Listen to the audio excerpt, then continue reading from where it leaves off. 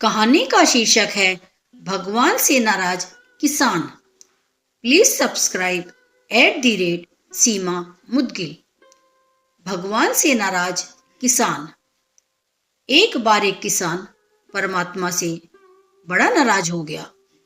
कभी बाढ़ आ जाए, कभी सूखा पड़ जाए, कभी धूप बहुत तेज हो जाए तो कभी ओले पड़ जाएं। हर बार कुछ ना कुछ कारण से उसकी फसल थोड़ी खराब हो जाए। एक दिन बड़ा तंग आकर उसने परमात्मा से कहा, देखिए प्रभु, आप परमात्मा हैं, लेकिन लगता है आपको खेती बाड़ी की ज्यादा जानकारी नहीं है। एक प्रार्थना है कि एक साल मुझे मौका दीजिए, जैसा मैं चाहूं वैसा मौसम हो, फिर आप देखना मैं कैसे अन्न के भंडार भर दूंगा। परमात्मा मुस्कुराए और कहा, ठीक है, जैसा तुम कहोगे वैसा ही मौसम दूंगा, मैं दखल नहीं करूंगा। किसान ने गेहूं की फसल बोई। जब धूप चाही तब धूप मिली, जब पानी तब पानी।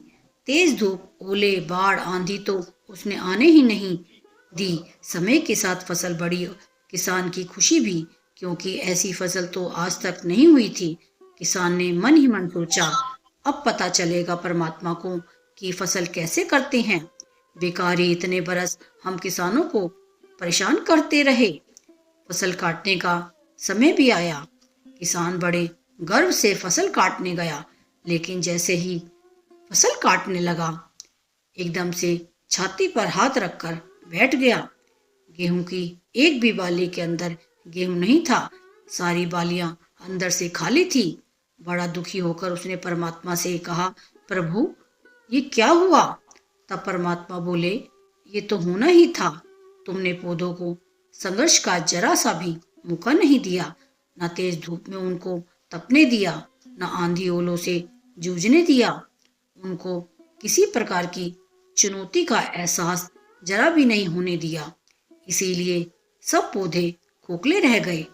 जब आंधी आती है, तेज बारिश होती है, ओले गिरते हैं, तब पौधा अपने बल से ही खड़ा रहता है।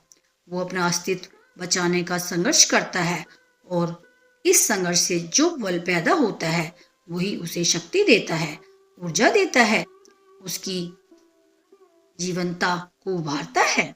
सोने को भी कुंदन बनने के लिए आग में तपने, हथौड़ी से पीटने, गलने जैसी चुनौतियों से गुजरना पड़ता है, तभी उसकी स्वर्णिम आभा उभरती है, उसे अनमोल बनाती है। इसी तरह जिंदगी में भी अगर संघर्ष ना हो, चुनौती ना हो, तो आदमी खोखला ही रह जाता है, उसके अंदर कोई गुण ही नहीं आ पाता। ये चुनौतियां ही हैं जो आदमी रूपी तलवार को धार देती हैं, उसे सशक्त और प्रखर बनाती हैं। अगर प्रतिभाशाली बनना है तो चुनौतियां तो स्वीकार करनी ही पड़ेंगी, अन्यथा हम खोखले ही रह जाएंगे। अगर जिंदगी में प्रखर बनना है, प्रतिभाशाली बनना है, तो संघर्ष और चुनौतियों का सामना तो करना ही पड़ेगा। आपसे निवेदन है कि कृपया हमारे चैनल @सीमा मुदगिल को लाइक एवं सब्सक्राइब कीजिए और नई नई कहानियाँ पढ़िए, देखिए और सुनिए। ये कहानियाँ जो कि उदाहरण के रूप में हैं, यदि आप अपने बच्चों को और समाज में सुनाते हैं तो निश्चित ही सभी का बेहतर चित्त एवं चरित्र निर्माण होगा। आपका बहुत बहुत धन्यवाद। आपकी सेवा में सीमा मुदगिल।